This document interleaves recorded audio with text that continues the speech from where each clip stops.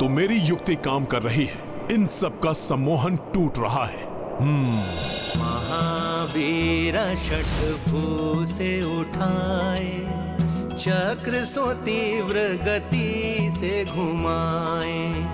मायावी बल धनुज की छूटो, प्रजा नृप सब सम्मोहन टूटो। ये गाथा महाबली हनुमत की, रुचिकर लीला राम भगत की। जय जय जय रघुनंदन राम, जय जय जय महाबली हनुमान। इन शिलाओं में दबकर मैं तो अपने बाण चलाने के लिए अपने हाथ भी नहीं उठा पा रहा हूँ, श्वास भी नहीं ले पा रहा मैं। काका श्री, मुझे निकालिए इन शिलाओं से। पुष्कल, मैं तुम्हें कुछ नहीं होने दूंगा पुत्र।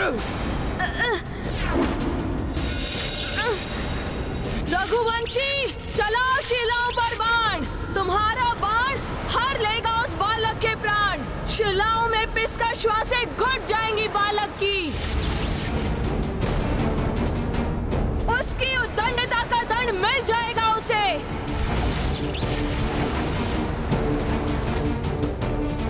बस, ये कोई साधारण बालक नहीं है, रघुकुल का राजकुमार है ये। इसे शिलाओं के बंधन से मुक्त करो, अन्यथा अपने दिव्यास्त्रों से मैं तुम 9 के 9 पर्वतों को धूल में मिला दूंगा। स्थिति तो और भी बिगड़ती जा रही। ये आदि शक्ति देवी के बल से संपन्न दिव्य पर्वत है, कहीं ये शत्रुघ्न की भी पुष्कल के जैसी दशा ना हो जाए। ये सम्मोहन से जाग गए हैं। दुष्ट राक्षस, अब मैं तुझे यमलोक भेजता हूं।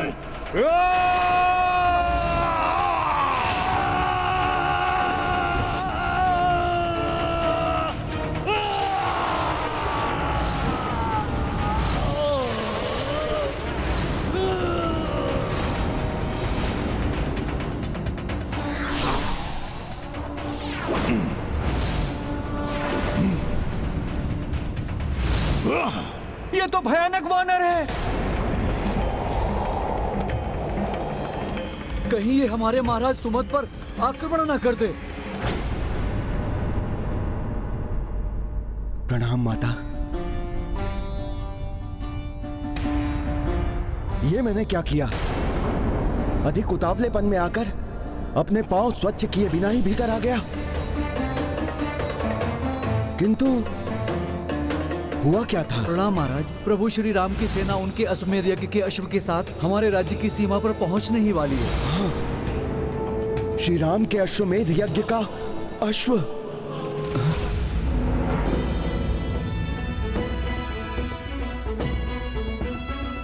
प्रणाम महाराज सुमद। प्रभु श्री राम का अश्व एवं उनकी सेना नगर के द्वार पर आपके दर्शन हेतु प्रतीक्षारत है। रुक जाओ वानर।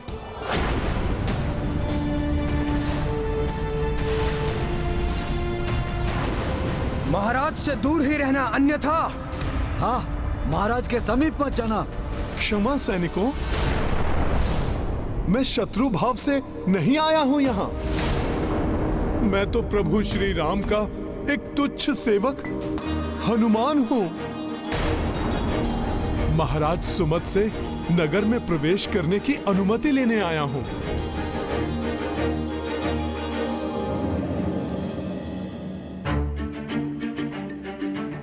हनुमान, श्री राम भक्त हनुमान, संकट मोचन हनुमान, हमारे नगर के द्वार पर राम भक्त हनुमान पधारे हैं। श्री राम की सेना और उनका अश्व मेरी नगर की सीमा पर आए हैं और मैं यहां।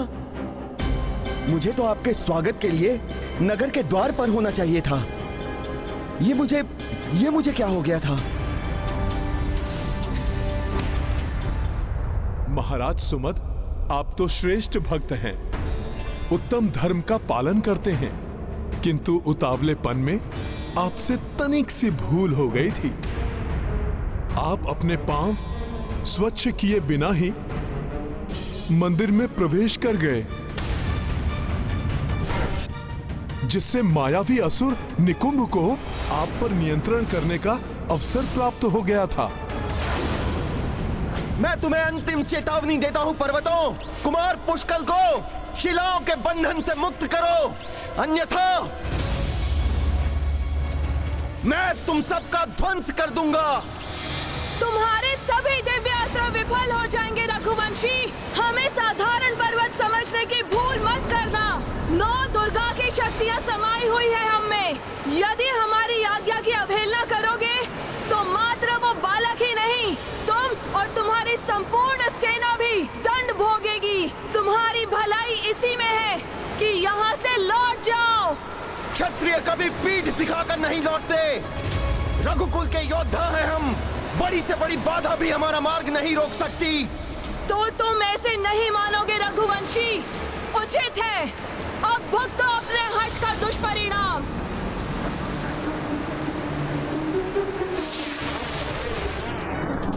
ये पर्वत तो हमें खींच लेगा।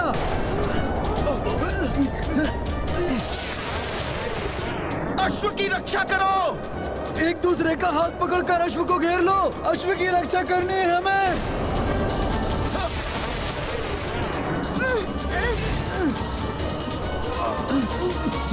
अब आप चलिए महाराज सुमद, प्रभु श्री राम की सेना को आप भीतर लेकर आइए।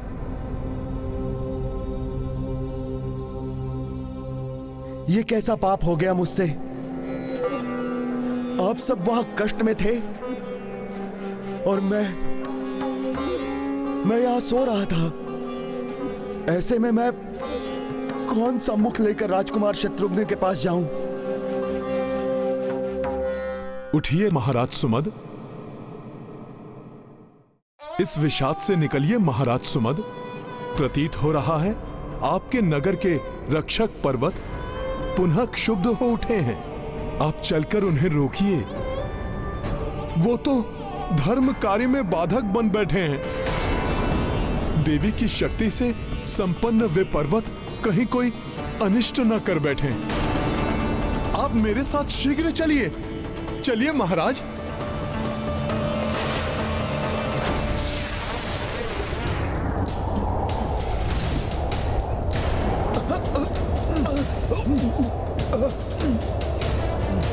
नहीं,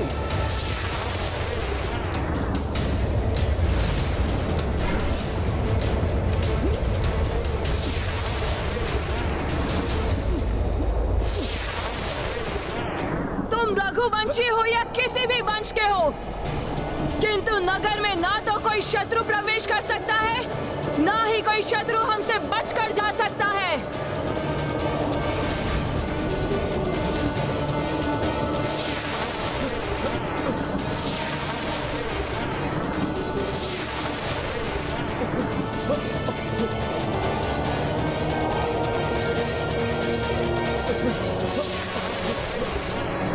रुक जाइए आप सब, ये हमारे शत्रु नहीं हैं।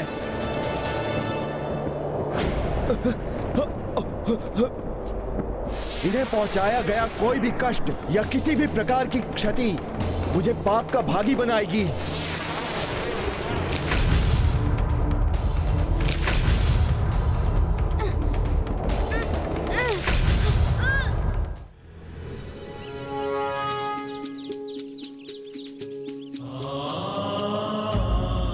आप सभी को बहुत कष्ट पहुंचा, इसलिए मैं क्षमा प्रार्थी हूं। अब मुझ पर लगे ये पाप तभी धुलेंगे जब आप प्रभु श्री राम का ये अश्व एवं उनकी ये सेना हमारे राज्य में प्रवेश कर हमारा आतिथ्य स्वीकार करेगी।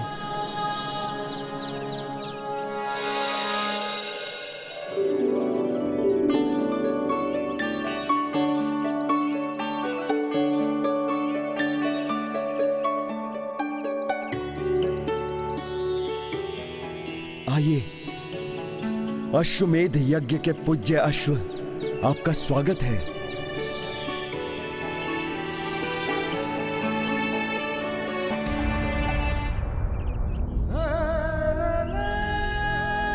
मैं राजा सुमद प्रभु श्री राम की अधीनता स्वीकार करता हूं और मैं ये प्रण लेता हूं कि मैं भी आपकी इस यात्रा में तब तक आपका साथ दूंगा जब तक कि ये यात्रा पूर्ण नहीं हो जाती। हे पूज्याश्व, हमारे राज्य में प्रवेश कर हमें कृतार्थ करें। आइए।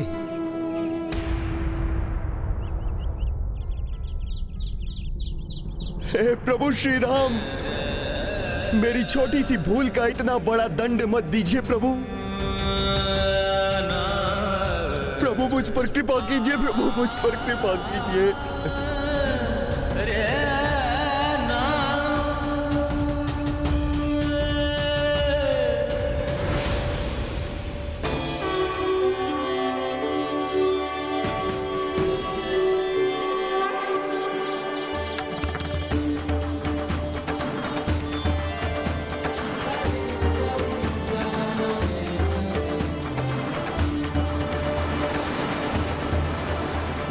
जय श्री राम, जय श्री राम, जय श्री राम, जय श्री राम, जय श्री राम। जय श्री राम।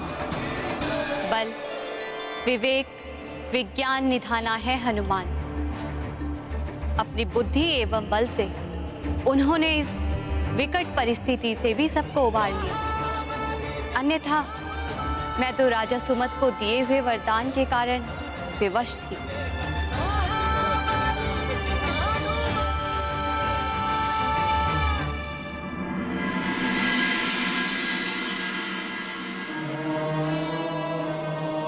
क्या हुआ देवेश्वर, आप चिंतित प्रतीत हो रहे?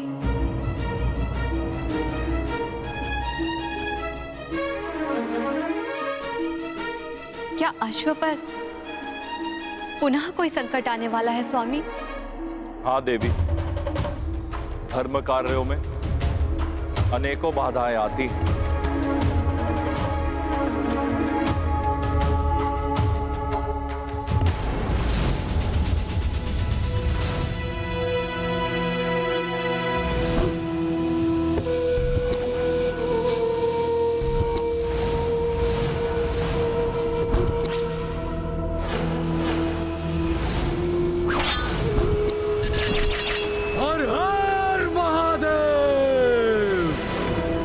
बम बम भोले। मेरे महादेव की कृपा से संपूर्ण देवपुरा में ऐसा कोई भी शक्तिशाली योद्धा नहीं जो मुझे राजा वीरमणि को मल्ल युद्ध में परास्त कर सके। पिताश्री, आपके पुत्र की धमनियों में भी आपका ही रक्त प्रवाहित हो रहा है। आपके प्रताप का अंश मुझे भी प्राप्त हुआ है, अतः भोले शंकर की कृपा मुझ पर भी होगी। आपका कथन सत्य है भ्राता रुक्मांगद। काकाश्री, अब आप सोचिए आपका क्या होगा। पिताश्री का पुत्र होने के कारण भोले शंकर की कृपा मुझ शुभांगद पर अधिक होगी या उनके भ्राता होने के कारण आप पर? शुभांगद, भोले शंकर की कृपा तो भोले शंकर ही जाने। तो हमें आज ये देखना है कि इस मल्ल युद्ध में वीर सिंह के भाई की विजयी होती है या उनके भतीजे की। मल्ल युद्ध आरंभ किया जाए।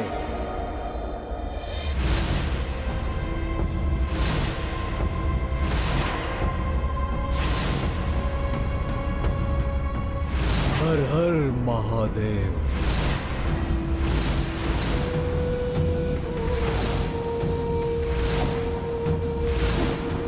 हर हर महादेव।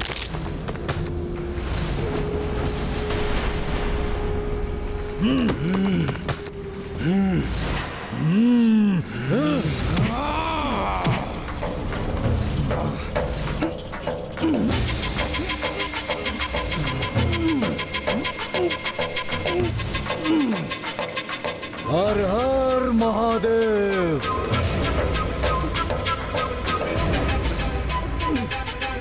हर हर महादेव।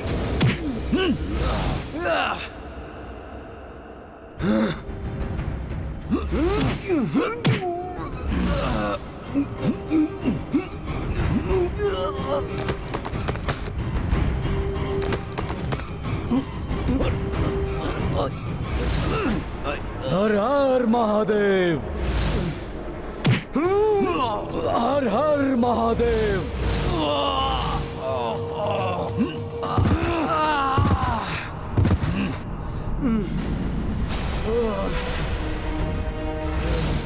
वाह भ्राता वाह। हर हर महादेव, हर हर महादेव, हर हर महादेव, हर हर महादेव। भोले शंकर प्रभु। देखा पुत्रों, भगवान महादेव के भक्त की अस्थियों में अभी भी बहुत बल है।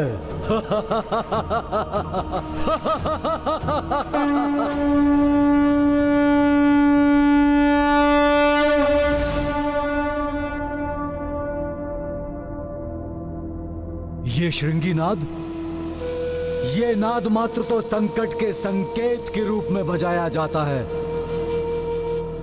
ऐसा कौन सा संकट है जो महादेव के महान भक्त के राज्य की ओर बढ़ने का दुस्साहस कर रहा है? कौन है वो? भ्राता, ये और कोई नहीं है, ये अयोध्या नरेश राम के अश्वमेध यज्ञ का अश्व एवं उनकी सेना होगी।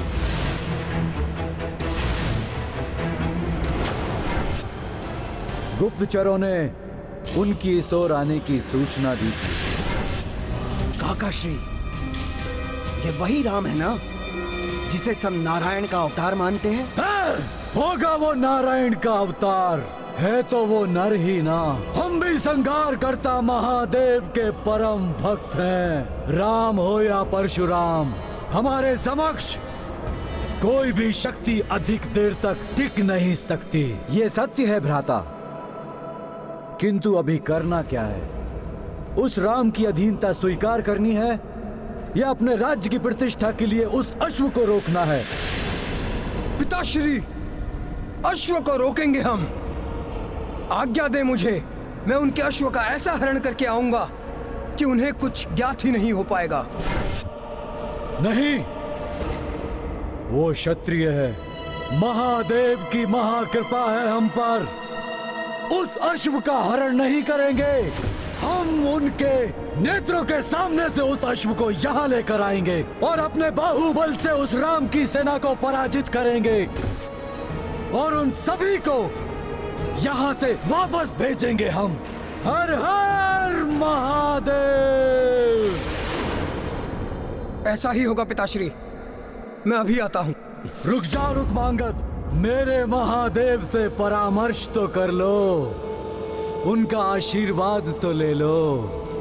हर हर महादेव, हर हर महादेव।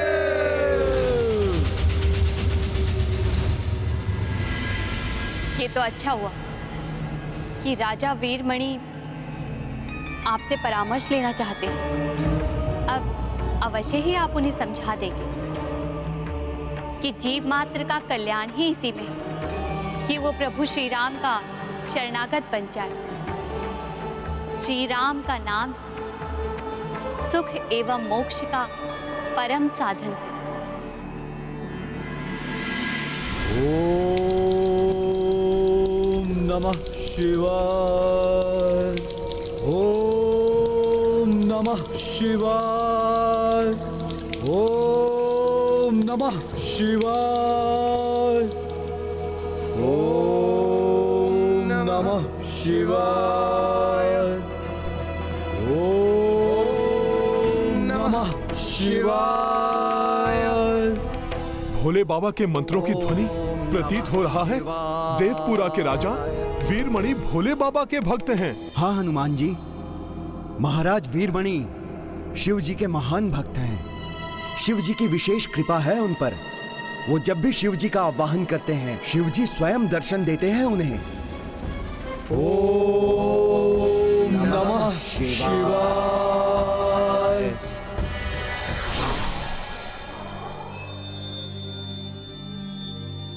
मेरे महादेव, मेरे शिव शंकर भोलेनाथ, हर हर महादेव। हे भोलेनाथ, हर हर महादेव। कल्याण मस्तु। राजन, किस प्रयोजन से तुमने मेरा आह्वान किया? प्रभु, आपका ये भक्त आज तक आपकी कृपा से स्वतंत्र है। परतंत्रता क्षत्रियों के लिए मृत्यु दंड है। मैं सत्य कह रहा हूं ना प्रभु? तुम सत्य कह रहे हो राजन। परतंत्रता स्वाभिमान का आहन करती है, और जो मनुष्य स्वाभिमानी नहीं है वो मृतक के समान है। तो प्रभु, मेरे राज्य की ओर अयोध्या के नरेश राम के अश्वमेध यज्ञ का अश्व बढ़ रहा है। मेरे समक्ष अनायास ही उनकी अधीनता स्वीकार करने की चुनौती आकर खड़ी होने वाली है। किंतु प्रभु, मैं अपने स्वाभिमान को नष्ट नहीं होने दूंगा। मैं उस अश्व को रोककर उनको चुनौती देना चाहता हूं। किंतु उनकी इस असीम शिव भक्ति ने उन्हें अहंकारी बना दिया है। इसलिए मुझे आशंका है कि वो प्रभु श्री राम की अधीनता सहज ही स्वीकार नहीं करेंगे। यदि भोले बाबा के महाभक्त महाराज वीरमणि ने प्रभु श्री राम के अश्वमेध यज्ञ के अश्व को रोककर युद्ध करने की इच्छा जताई, फिर तो अनर्थ ही हो जाएगा। व्यक्ति को उसका स्वाभिमान प्रतिष्ठा दिलाता है, जबकि अहंकार अपमान। इसलिए व्यक्ति को स्वाभिमानी होना चाहिए, ना कि अहंकारी।